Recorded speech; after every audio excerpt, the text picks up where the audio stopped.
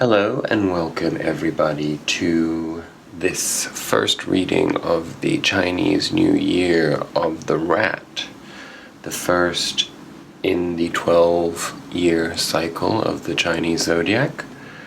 Exciting times in the Western world. Rat is considered all types of nasty, awful things. We think of the rat as the scavenger, as the terror of the underground, as filthy, as disease-carrying, as cunning, and in fact, rat couldn't be anything further from all of those things. Not everything happens in the New York City subway. Rats are actually family and pack animals. They are extremely clean. They may carry pathogens that are harmful to humans, but they coexist quite well with everyone else in the world. And they're loyal, they're intelligent, they're extremely resourceful, they're protective and resilient. And the second characteristic of this Chinese New Year is metal. And again, metal can conjure up all kinds of different descriptives based upon our own personal experiences. When you think of metal, do you think of it as sharp, or do you think of it as smooth and polished? Do you think of it as corrosive? Or do you think of it as shiny? Do you think of it as edifying, or do you think of it as scrap? These are all personal biases, and I suggest you think about that too in terms of how metal and rat can manifest in your life in the coming year. Anyway, moving on, you probably are noticing that I'm not on camera. I had started to do this reading last night and was unable to follow through with it. I was very tired and not feeling centered at all, and the message came to me to just drop it and start again today, and I'm glad that I did, because the reading has a much clearer tone to it. And I'm not on camera because, well, I haven't even showered since I woke up this morning. It's hours later, and I'm a mess, and I don't feel like being on camera, so I will return to the screen in the coming weeks. But this week, we're going to focus on the cards and my cat mug. Anyway, this week, let's get started. Our spirit animal oracle card is number 58, Stag Spirit, Take the Lead.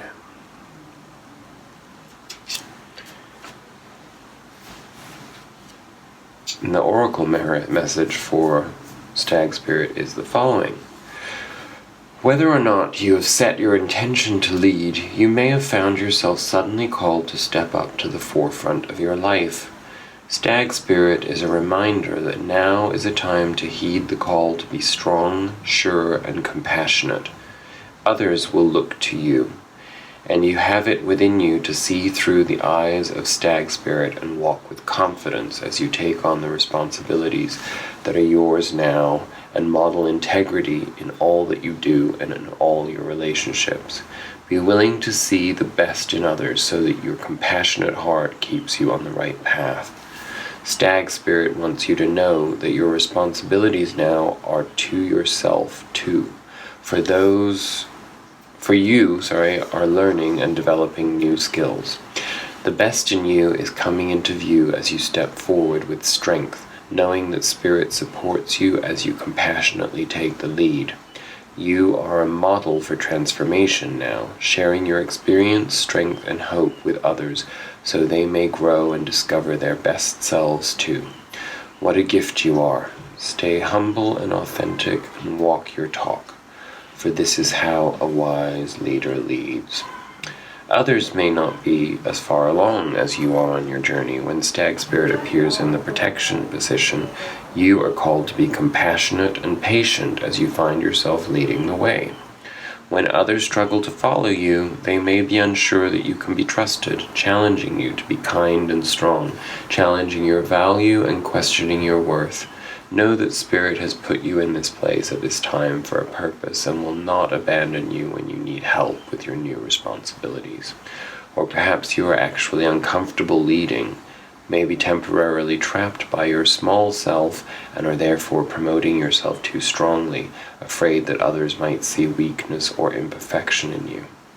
Let go of your fears and let Stag Spirit remind you that you have what it takes to lead wisely and ethically if you practice self-honesty and listen to others who wish to support you. Interesting, particularly as our underlying message for the week, and I did use the less illustrious Hermetic Tarot deck because that's the one that was calling to me for the key reading. We got the King of Cups as our underlying energy, clarified by the Ten of Pentacles. The King of Cups speaks of ownership of our emotional spectrum. It speaks of reaching the pinnacle of our, I wouldn't want to say emotional self-control, because self-control is slightly defeatist when it comes to emotionality. It's more the idea of the Queen of Cups is where we have come to be in full alignment and acceptance of our emotions, and the King of Cups is ownership of those going out into the world. It is really the exterior, externalized version of emotional wisdom. And the Ten of Pentacles is, of course, once again that legacy card that keeps coming up for us. Because in previous weeks it's been more along the lines of the Pentacles, the materialistic view of the world, that this Ten of Pentacles legacy card has come up. Now we're looking at our emotions. So this is going to be a week of emotional emancipation from the shackles that hold us in a self-effacing pattern to our detriment, of course. Particularly in terms of our growth and our ability to have new experiences. Moving into our past energies, what we're coming out of, we have, again, another cycle ending card. Ten of Wands. We have a lot of tens in this reading, I'm just letting you know that, but anyway, Ten of Wands. And the Ten of Wands is the completion of a cycle of well, it's the journey that we have been on in terms of coming into full understanding and acceptance of the burden of what we've carried. It's basically our shadow self. It's coming to a place of full integration of the shadow self. And this came to us through temperance, balance, self-nurturing, spending time being present with ourselves.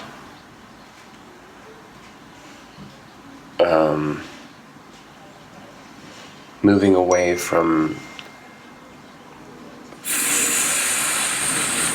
what am I trying to say? I'm getting distracted today. It's very difficult to do all of this with all these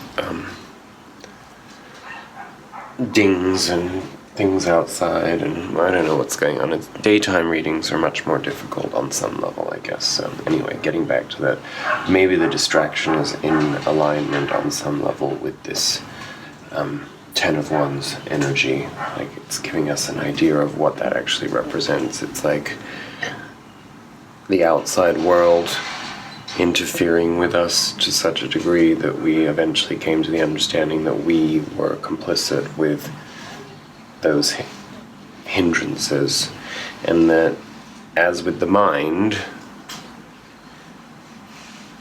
we can shut the noise out and focus on our journey ahead when we live in temperance and balance, and we don't lose ourselves in addictions and codependency and other people's dramas. In other words, we've learned to stop defining ourselves by things outside of ourselves. We then had the Page of Cups, and this Page of Cups essentially is a precursor to the King of Cups that we have as our underlying energy. And of course, King of Cups with that Ten of Pentacles legacy card, emotional legacy. This implies that in our past, our root of our emotional journey into this new ownership comes through the King of Pentacles, which is an interesting combination, because the King of Pentacles is when we are in acceptance of our material and physical wealth. Now, this is more along the lines of Taurus energy, in the sense that it's not necessarily being rich or being plentiful. It's more the idea of that as a result of being safe and secure, in terms of our material environmental factors, this has given rise to, in our past, the ability to start afresh emotionally. It leads in turn to the Death card in our past. So this implies that there was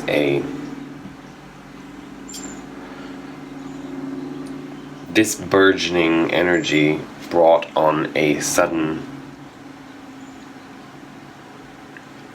division between two eras, an emotional before and after, so to speak, and it was clarified by the Two of Swords. So going on this journey, basically, when we're not secure in our lives, we tend to avoid emotional excavation, because that's a part of ourselves that is intangible, and as a result of it being intangible, it's easy to spiral out of control without the proper tools to ground ourselves. So looking at it more in the sense of the journey through the past, what we're getting as a support and a foundation to this emotional ownership that this next week and possibly this next Chinese New Year of the Rat is all about. We go from the end of a period of great emotional burden, we come into the ability, as a result of the universe providing us with a certain amount of material security, to be able to go on this emotional journey, to break down the negative factors, to do that self-analysis. And this in turn has opened up a brand new era, death to the old era, and it's bringing up a certain amount of insecurity in terms of or has brought up a certain amount of insecurity in terms of decisions regarding where we are headed emotionally going forth. Now, this indecision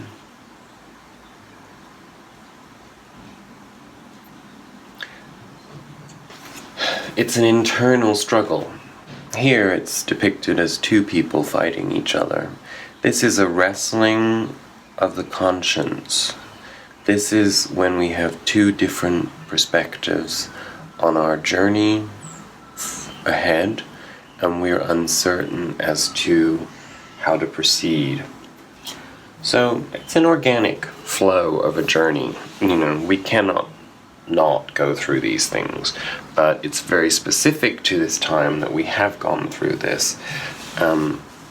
What's nice about that is that it leads us into another king card in our present, the King of Pentacles again. There we had it as a clarifier before on that Page of Cups beginning.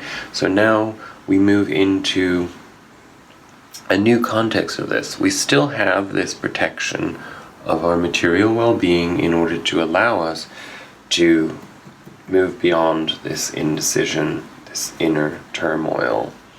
It was clarified by the sun. There's not too much more to say about the sun other than that it's a universal symbol that we're on the right path, that we are protected on this journey.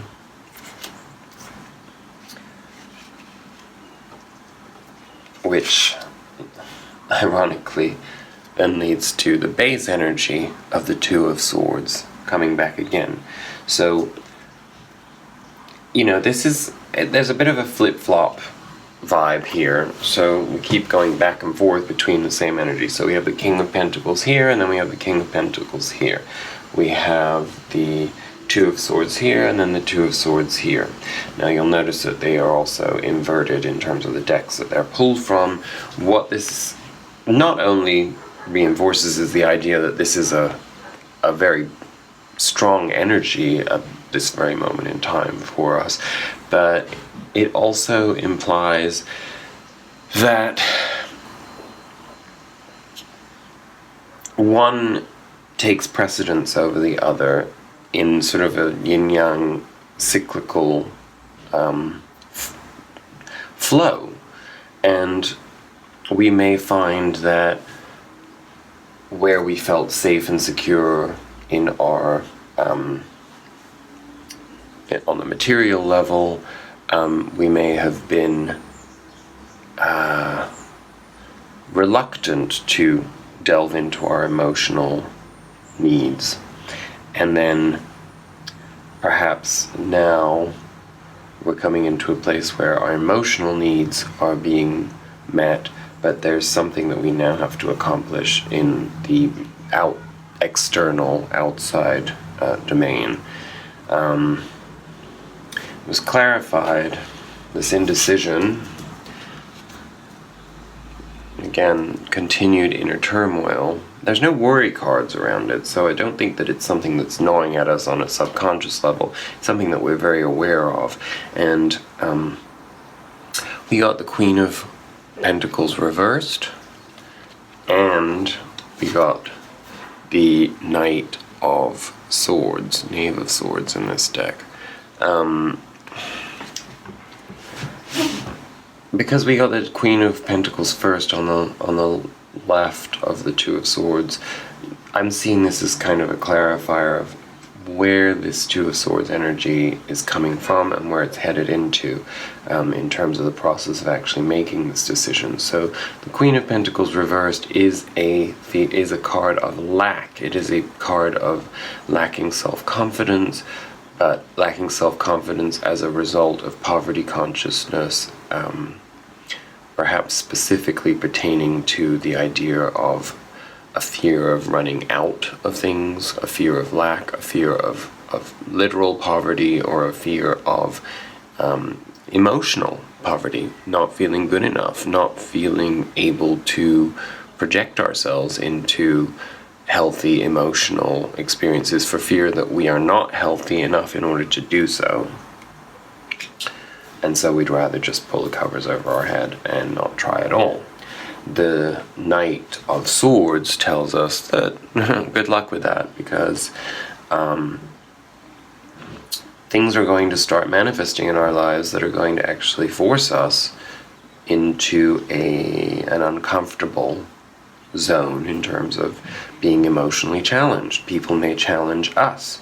We may feel very stagnant emotionally, and as a result we are required to provoke ourselves into action. Whatever it is, it's a fast-moving energy, so you're not going to have a lot of time to think about it. Things are going to happen, whether that's in your own mind or in your environment, but things are going to shift away from this fear of poverty consciousness into, you'll be forced to stand in your self-confidence in some shape or form, or you are being, if you're listening to this in real time. This is our present. This is what we're going to be experiencing in the coming week as the core energy manifests out of this past energy into this, and then we'll look at the future of what the consequences of this will be for us.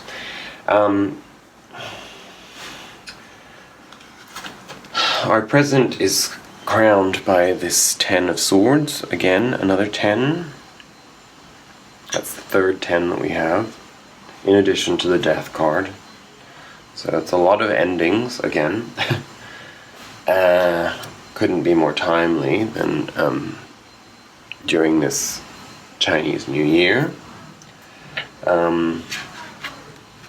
Which, just as a reminder, it goes on for quite some time. It's not a one-day thing like on a Western calendar.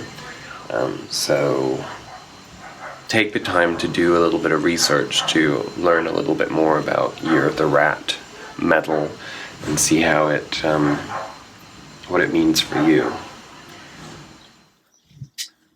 So this 10 of Swords energy is clarified by the Justice card and the Two of Wands. Again, we're going to see this as a clarifier of what is ending and what is coming up for us out of this 10 of Swords energy. Now, the 10 of Swords is truly, well, it is the card that represents depression, dark night of the soul energy. There may be a deeper core darkness within us that is being purged right now. And if we go back to the stag spirit message, a lot of this may be in how we're navigating our relationships with other people. Do we find ourselves constantly in judgment of other people? It's when we're irritated by the people around us because we have expectations of other people to measure up to our own values, without having any understanding of the fact that those people have not actually been on the same journey as us, and that they have their own unique journey, and therefore they've learned their own values. And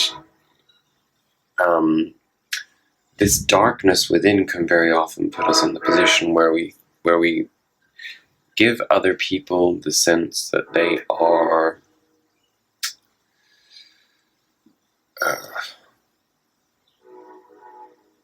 that there's intentionality to the things that they do that upset us. And of course the reality is that 9 times out of 10, maybe the odds are even higher than that,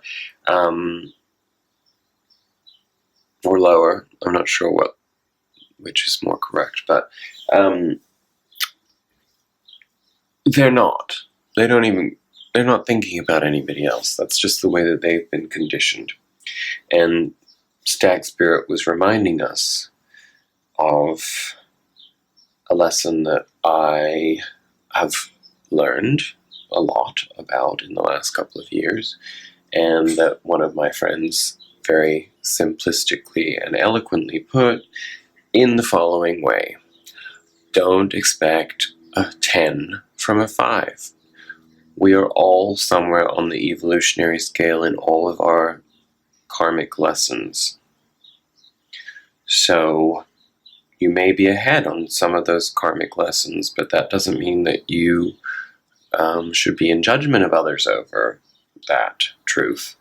In fact, on the contrary, you should take that as a crowning glory to your own leadership qualities.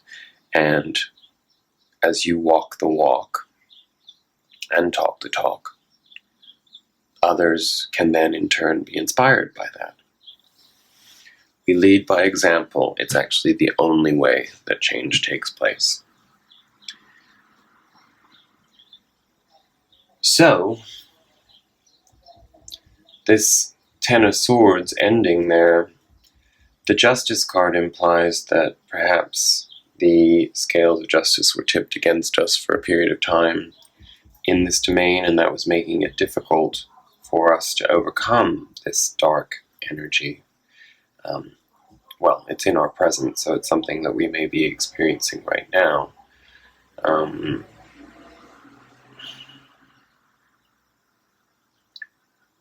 And it in turn turns this Two of Swords that we got twice, here and here, into the Two of Wands, which is the informed decision. It is the ability to step into a place of confidence in our choice, to make the right decisions that actually serve us better on our journey forward. And usually the Two of Wands represents a decision that will bring us copious new opportunities and a plethora of more dynamic, positive emotions. Of course, what then happens is we move into our future energy as a consequence of all of this with the Lovers, which is the major arcana version of the Two of Wands. And the Lovers card is again, it's an informed decision, but it's also, as we've said before, the Lovers is a false choice, because at the end of the day, when we make a choice in an informed manner, we would gravitate towards what we love, not to what we don't love.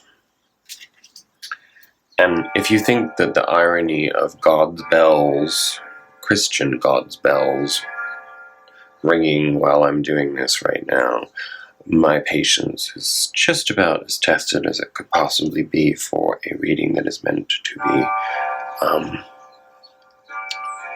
spiritually aligned in a positive way. So I would say that all of this is a good indication of the type of struggle that we may be feeling in this coming week. And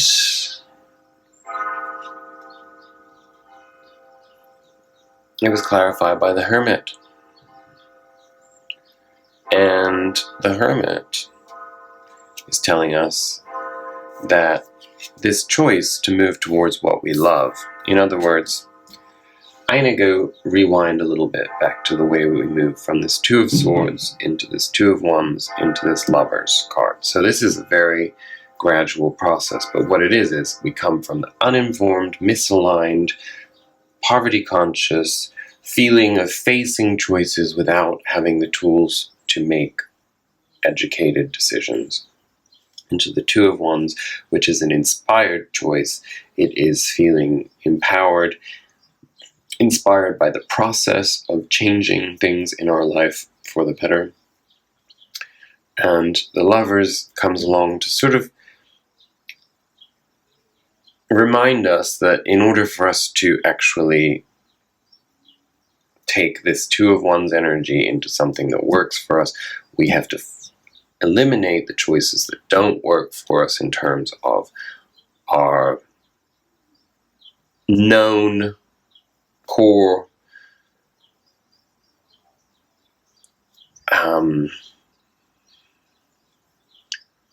what's the word I'm looking for?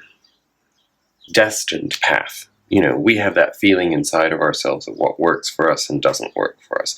What does the Lover's subtitle come with as in the Hermetic deck?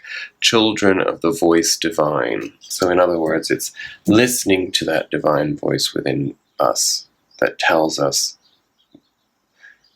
that the false choice is eliminated by alignment with what feels right to us. And the only way that we get there is through that hermit energy, which is, I think this comes up more often than anything else, because ultimately tarot and divination in general is going to always bring us back to the place of knowing that the only way to find center is through meditation, quiet time, away from other people who can be so distracting and noisy. And as a result, we find ourselves in better alignment with ourself, which means that in turn we see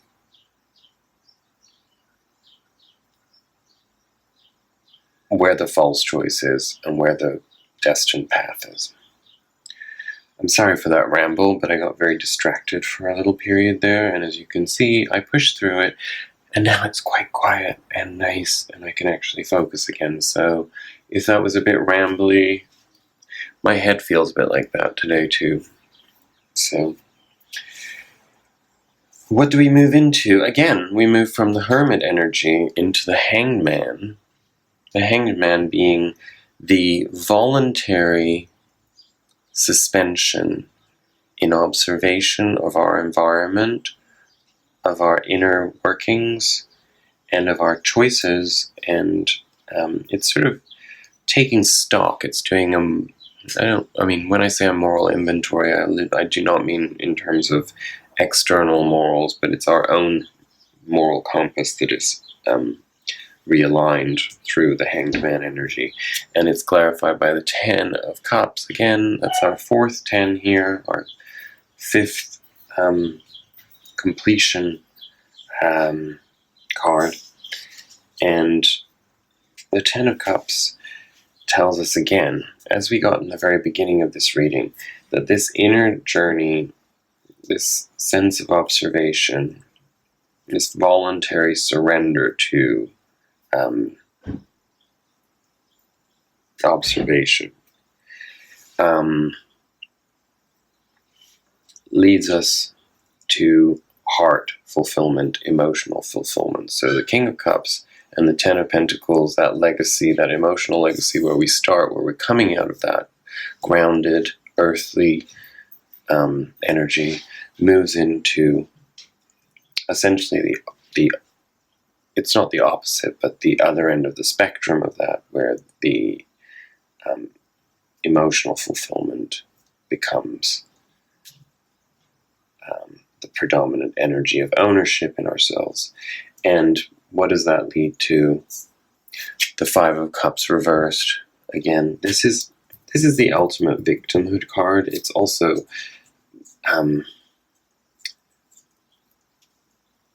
it's a card of lost emotional joy. It's the loss of joy, and reversed. I mean, in this deck, it's literally called Lord of Loss in Pleasure. And so the fact that it's reversed, I don't know exactly how to describe this. Hopefully it came through in what rambling I was doing through all that noise, but it comes to an end. Somehow we move through this energy on the inside, doing this inner moral inventory, and it finally allows us to separate from this attachment to misery, to be perfectly honest with you. And I have noticed this in a lot of people, including myself. This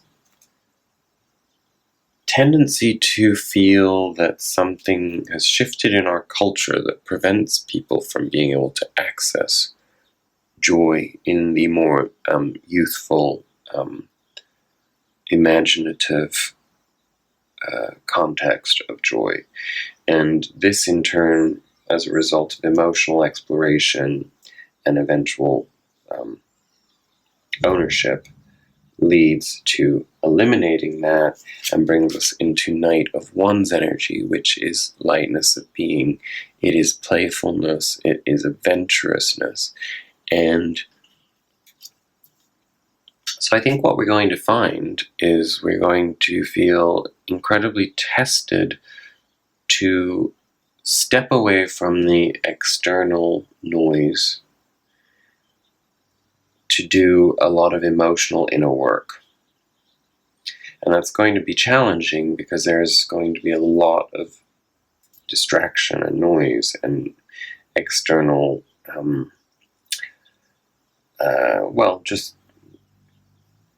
going to use a derogatory term to the rat race, so to speak. So maybe that's actually part of the process too of the Year of the Rat, is understanding to step away from the concept of rat race into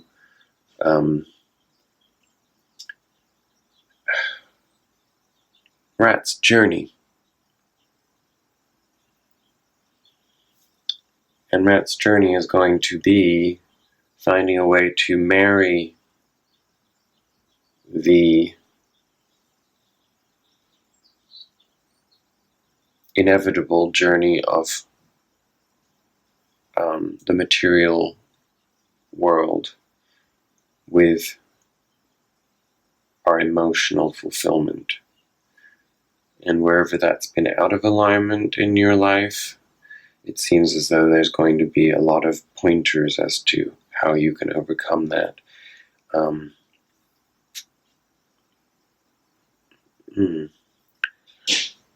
And finally, just because I found that to be a little bit, not so much vague, but conceptual, I asked for 3 cards to clarify the underlying message of all of this in our future. And we got the World. Actually, it's more like a summary of the entire reading. So the World is the ending. Again, a reminder of the ending of that cycle as we moved into this new 12-year zodiac cycle.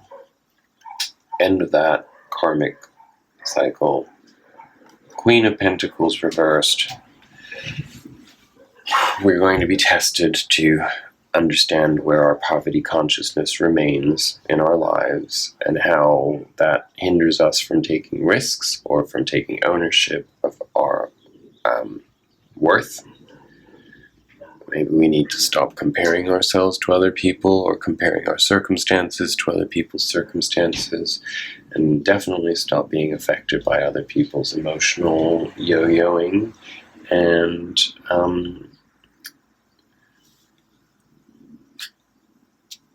then we move into the Knight of Cups energy, which is fast-moving emotional resolution. It is an offer of some type of emotional upgrade through either the ability to come into alignment with your own emotional well-being through your self-care, or because somebody else or some situation comes into your life that allows you, perhaps without your expectation or knowledge of it being on the horizon. It could be quite sudden, something coming in, giving you a very, very different perspective on your emotional journey. As a